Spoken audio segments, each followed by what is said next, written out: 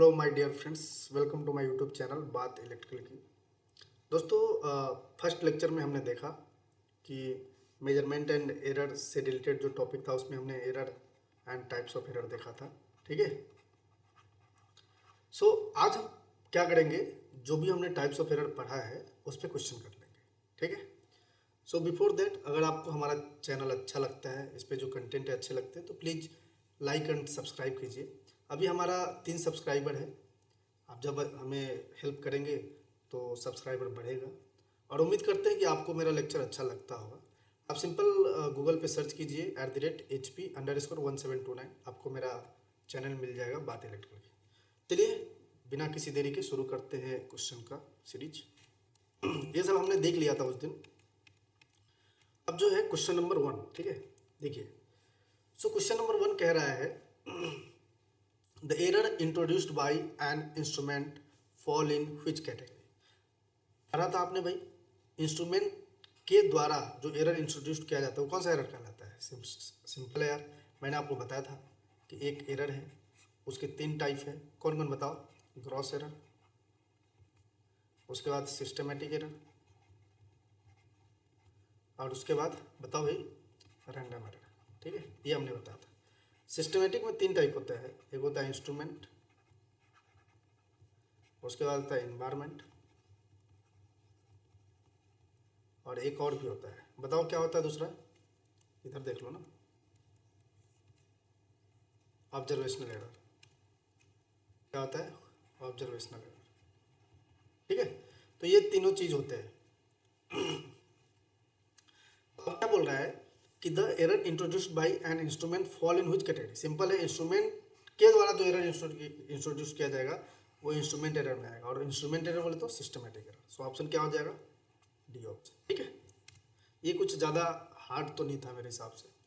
Which of the following types of errors are dynamic error. ठीक है, dynamic error मैंने बताया कि the error which is not constant with time, that is which is changed with time.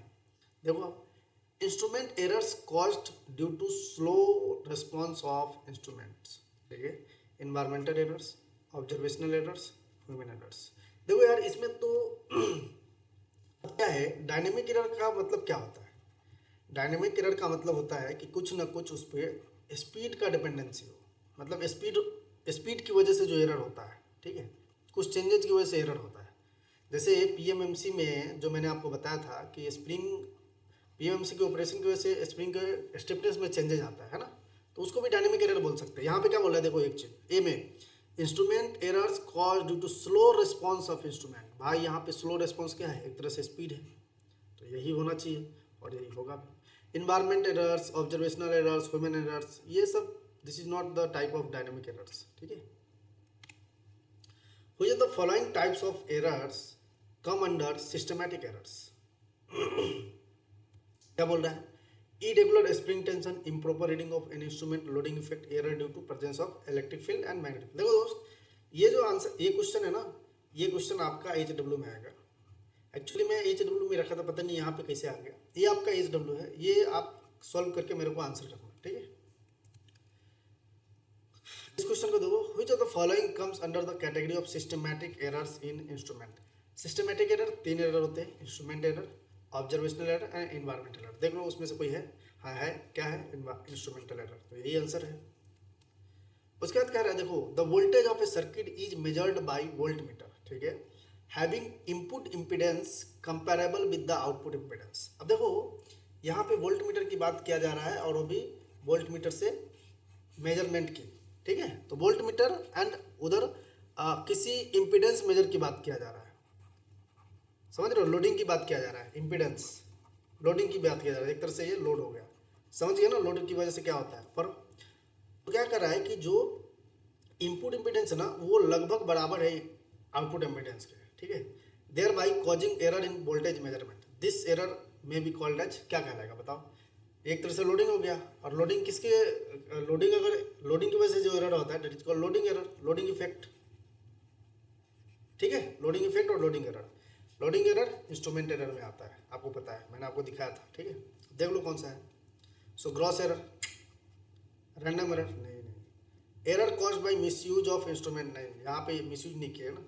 Error caused by loading effect, yes that is answer. और loading effect किस में आएगा? Instrument error. Instrument error किस में आएगा? Systematic error. ठीक है, आपको ध्यान रखना है। Next, systematic error of an instrument for measurement can be minimized by. Systematic error कैसे मिनिमाइज करोगे? देखो सिस्टमैटिक एरर एक तो होता है इंस्ट्रूमेंट एरर, उसके बाद होता है बताओ इन्वायरमेंट एरर, और होता है ऑब्जर्वेशनल एरर। मतलब जो इंस्ट्रूमेंट का कैलिब्रेशन है या इंस्ट्रूमेंट का जो ऑपरेशन है, मतलब इन सब चीज़ों को ना ध्यान में रख के किया जाना चाहिए। उसका जो मैन्युफैक्चरिंग है वो सबको केयरफुली किया जाना चाहिए। इन्वायरमेंट कंडीशन को आप मेंटेन रखने की कोशिश करो, जिस इन्वायरमेंट के लिए बना है वो इन्वायरमेंट कंडीशन उसको दो डिवाइस को, और अच्छे से ऑब्जर्वेशनल मतलब जो जिस तरह का प्रॉब्लम आना चाहिए, जैसे पैरेलल एरर आया था तो उसको मिनिमाइज कर दो। कैसे मिनिमाइज किया था पैरेलल एरर को, हमने बताया था आपको। तो सारा कंडीशन अगर आप मिनिमाइज कर दोगे तो ये सिस्टमैटिक एरर खत्म हो जाएगा। आप देख लो, selecting a proper measuring device for particular application, क्या तो सही रहा है, पार्टिकुलर एप्लीकेशन के लिए प्रॉपर मेजरिंग डिवाइस। देखते हैं, calibrating the measuring device against a standard device, ये भी सही बोल रहा है। कैलिब्रेशन तो ऐसे ही होता है।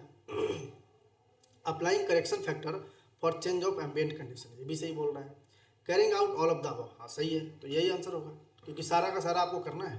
ठीक है, चलो next, error which may be variable both in magnitude and nature, positive और नेगेटिव आर क्लासिफाइड है। देखो भाई, errors which may be variable, ठीक है, variable both in magnitude and nature.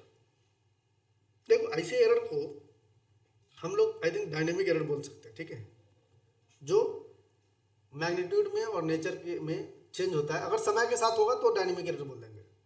लेकिन क्या बोल रहा है कि error which may be variable both in magnitude and nature, hysteresis error नहीं भाई, इंटरैक्शन एरर नहीं, सिस्टमैटिक नहीं, रैंडम एरर एक ही आता है, रैंडम एरर, इसको आपको ध्यान में रखना है।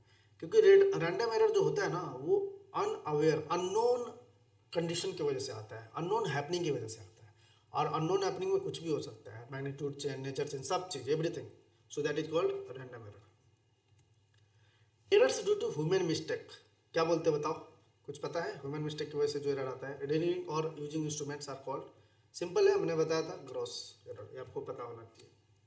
There are which is repetitive in nature is observational error, environmental error, random error, systematic error. देखो इसको आप ध्यान में रख लेना, which is repetitive in nature, random error हो सकता है। ठीक है, अननोन हैपनिंग की वजह से होता है। अननोन हैपनिंग क्या है आपको पता ही नहीं है, तो हो सकता है आप एक ही चीज़ को बार बार करोगे और हैपनिंग, अननोन हैपनिंग, जो हैपनिंग आपको पता ही नहीं कि कैसे हो रहा है, तो हो सकता है ना रिपीटेटिव हो, नेचर में रिपीटेटिव हो, जो एरर है बार बार वही आ रहा है, so that is called random error. अब देखो next,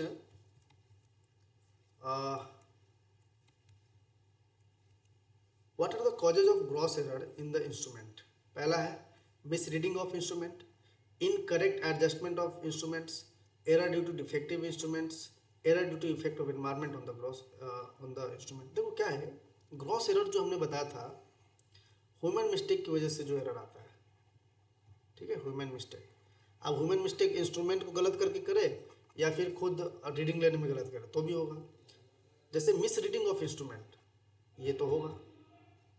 miss reading of instrument मतलब इंस्ट्रूमेंट का जो है वो मिसरीड कर लिया उसने। Incorrect adjustment of instrument, error due to defective instrument, और error due to effect of environment on the environment. नहीं यार, ये नहीं होगा। अब डिफेक्टिव इंस्ट्रूमेंट है तो वो तो इंस्ट्रूमेंट की एरर से वजह से हो गया ना। Miss reading of instrument and incorrect adjustment of instrument, ये इसका आंसर ये होगा। ठीक है, ये जो है ना ये आप करके आना। ठीक है, सिस्टम है ये जो, आई थिंक क्वेश्चन नंबर 3 भी यही था, हाँ यही था। ठीक है, इरेगुलर इरेगुलर, हाँ, सो आप इसको करके आना यार क्वेश्चन को, ये HW है आपके लिए। और मैंने आपको जैसे बोला कि आपको अगर लेक्चर अच्छा लगता है तो प्लीज़ सब्सक्राइब कीजिए और लाइक कीजिए। Thank you very much.